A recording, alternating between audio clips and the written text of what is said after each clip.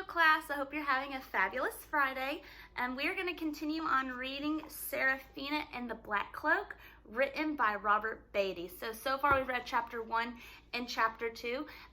We read chapter 2 last time, and we are going to look at those two questions that I had. So the first question is, what did Serafina's confrontation reveal about her? And basically what I think it reveals is, there's lots of answers for this. She's terrified. What does she do in the need of panic? In the need of panic, she hides and she does what she needs to protect herself. It shows that she has some, just like any other human, she is scared in the time when she doesn't know what to do. She's just seen something terrible happen to a girl in a young girl in a yellow dress, but she doesn't know what to do. So there's a couple of things that can reveal about her. The second question was, what is physically different about Serafina and how does it help her? Well, if you look on page 24 in our text, it says, and it's right here. Let me see if I can bring that up to you. Okay, it says when Serafina was born, she was physically different. Okay, there was a number of things. She had 4 toes on each foot rather than 5, and although she was not noticeably, just looking at her, her collarbones were malformed, such as they didn't connect properly to her other bones. This allowed her to fit into some pretty tight spots. So that physically helped her because then she was able to get in a super small area where the man in the black cloak couldn't find her. So thank goodness for that. The last thing that we read, I always start with a little bit of the last paragraph so we can remember what has happened. So this was on page 26 is where we're going to start. It says, he was just a few feet away from her now. Looking around the room, even though he couldn't see her, he seemed to sense that she was there. Serafina held her breath and stayed perfectly still. All right, chapter 3. Serafina slowly opened her eyes. She didn't know how long she had been asleep or even where she was. She found herself crammed into a tight, dark space. Her face was pressed against the metal. She heard the sound of footsteps approaching. She stayed quiet and listened.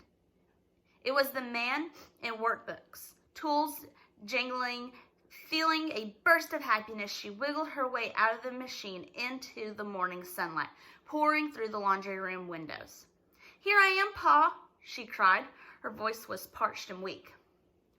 "I've been gnawing on leather looking for you," her Pa scolded. "You weren't in your bed this morning." She ran forward and hugged him and pressed herself into his chest. He was a large and hard man with thick arms and rough, calloused hands. His tools hung from the leather apron, and he smelled faintly of metal, oil, and leather straps that drove in the workshop's machines. In the distance, she heard the sound of the staff arriving for the morning, the clanking of pots in the kitchen, and the conversations of the workers. It was a glorious sound to her ears. The danger of the night was gone. She had survived. Wrapped up in her father's arms, she felt safe and at home. He was more accustomed to the mallets and the rivets than a kind word, but he had always taken care of her, always loved and protected her. She couldn't hold back the tears of relief stinging her eyes. "Where have you been, Sarah?" her father asked. "He tried to get me, Pa. He tried to kill me." "What are you going on about, girl?" her Pa said suspiciously, holding her by the shoulders with his huge hands. He looked intently into her face. "Is this another one of your wild stories?" "No, Pa," she said, shaking her head. "I ain't in any kind of mood for stories." "A man in the black cloak took a little girl, and then he came after me. I fought him, Pa. I bit him a good one. I spun round and clawed him, and I ran and ran. I got away, and I hid. I crawled into your machine, Pa. That's how I got away. It saved me." "What you mean, he took a girl?" her Pa said, narrowing his eyes. "What girl?" He made her.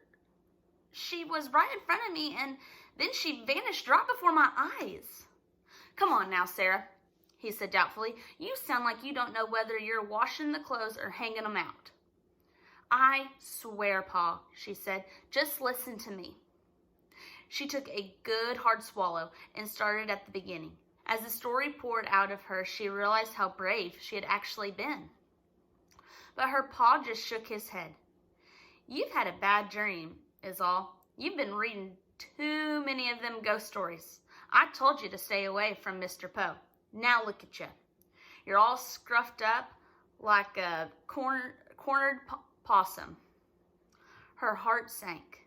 She was telling him the God's honest truth, and he didn't believe a word of it. She tried to keep him from crying, but it was hard. She was going on 13, and he was still treating her like a child. "It wasn't dreaming, Pa," she said, wiping a sniffle from her nose. "Just calm yourself down," he grumbled. He hated it when she cried. She had known since she was little that he had rather wrangle with a good piece of sheet metal than deal with a weepy girl. "I've got to go to work," he said gruffly as he separated from her. The domino busted something bad last night. Now, get on back to the workshop and get some proper sleep. And yeah. Hot frustration flashed through her as she clenched her fist in anger, but she could hear the seriousness in his voice and knew that there was no point arguing with him. The Edison dynamo was an iron machine with copper coils and spinning wheels that generated a new thing called electricity. She knew from the books that she had read that most homes in America didn't have running water, indoor toilets, refrigeration, or even heating. But Biltmore had all of these things. It was one of the few homes in America that had electric lighting in some of its rooms. But if her pa couldn't get the dynamo working by nightfall, the Vanderbilts and their guests would be plugged into darkness. She knew he had a lot of things on his mind, and she wasn't one of them. A wave of resentment swept through her. She tried to save a girl from an evil black cloak demon thing and almost got herself killed in the process, but her pa didn't care. All he cared about was his stupid machines. He never believed her about anything. To him, she was just a little girl. Nothing important, nothing worth listening to, nothing anyone could count on for anything. As she walked grumly back to the workshop, she fully intended to follow her pa's instructions. But when she passed the stairway that led up to the Biltmore estate main floor, she stopped and looked up the stairs. She knew she shouldn't do it. She shouldn't even think about doing it. But she couldn't help it. Her pa had been telling her for years that she shouldn't go upstairs. And lately, she had been trying to follow his rules at least some of the time.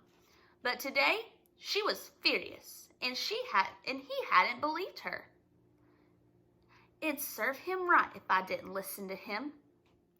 She thought about the little girl in the yellow dress. She tried to make sense of what she had seen, the horrible black cloak and the wide-eyed fear in the girl's face as she disappeared. Where had the girl gone?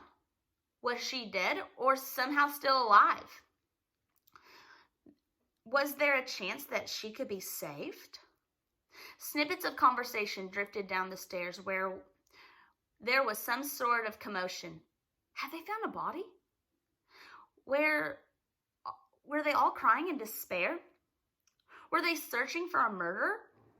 She didn't know if she was brave or stupid, but she had to tell someone what she had seen.